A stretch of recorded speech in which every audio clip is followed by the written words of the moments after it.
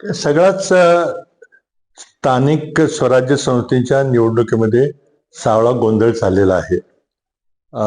निवडणूक आयोग किती अक्षमतेनं काम करतोय हे आपल्या समोर आलेलं आहे. काल मी याबद्दल बोललो की निवडणुका पुढे ढकलल्यात वगैरे. आज निर्णय आलेला आहे की आता निकाल जो आहे तो 3 तारखेच्या ऐवजी आता 20-21 तारखेला निकाल लागणार आहे. म्हणजे जवळजवळ 15-16 दिवस 17 दिवस पेट्या या कुठेतरी गोडाऊनमध्ये ठेवल्या जातील आणि पेट्यामध्ये काही घालमेल करायची असली तर सरकारला भरपूर टाइम त्यामध्ये मिळेल.